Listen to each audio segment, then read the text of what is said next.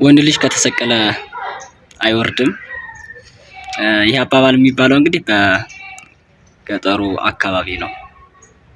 ምንድነው ሰሞኑን እንግዲህ እንደምናውቀው ሰሞነ ሕማማት ነው። ዛሬ ደግሞ እንግዲህ ጾሙ አለቀና አክፍሎት የሚባል ነገር አለ። ከአክፍሎት በኋላ ሰው እንደየአቅሙ የሚችለው ሰው ከሐሙስ ጀምሮ ሐሙስ ማታ ጀምሮ አንዳንዱ ደግሞ ከአርብ ማታ ጀምሮ የሚያከፍል ሰው አለ እስከ እሁድ 9 ሰዓት ድረስ ቅዳሴ እስኪያልቅ ድረስ ማለት ነው። እና በልጅነታችን ገጠር ላይ እንግዲህ አንድ ሰሞን ትምህርት ቤት ተማሪ እያለን ማለት ነው ሁላችንም የማክፈል ፉክክር ውስጥ ወይም ደግሞ ቻሌንጅ ውስጥ ገብተን ነበር። እና ያኔ ታዲያ ወንድ ልጆች ምን እንባላለን? ወንድ ልጅ እኮ አንዴ ከሰቀለ አይወርድም የሚባል ነገር አለ። ምንድነው ጾሙን ስንጨርስ እናክፍል ስንል ወንድ ልጅ አንዴ ከሰቀለ ወይም ደግሞ ማክፈል ከጀመረ በኋላ መተው አይቻልም።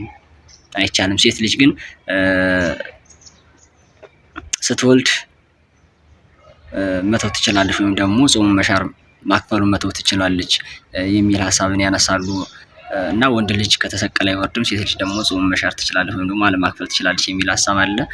በዚህ ላይ እውነት ለመናገር የኢትዮጵያ ኦርቶዶክስ ተዋሕዶ ቤተክርስቲያን ምንም እንደዚህ የሚባል ነገር የላትም። ሰው ስለወለደ ጾም ያቋርጣል አክፍሎት ምናምን የሚባለው ነገር ይተዋል የሚባል ለሴቶችም ለወንዶችም እኩል የተሰራ ነገር ነው ያለው። ወንዶችም እንግዲህ ሴቶችም ናቸው ሁሌ የሚያከብሩት። ስለዚህ ወንድ ልጅ ከተሰቀለ አይወርድም ብቻ ሳይሆን ሴቶችም ወንዶችም በሚለው ቢስተካከል የተሻለ ነው። እስኪ እንደኔ እንደዚህ አይነት ነገር ያጋጠማችሁ ወይም ደግሞ ቤተሰቦቻችሁ እንደዚህ ያሏችሁ ሰዎች ካላችሁ ኮሜንት ላይ አስቀምጡልኝ።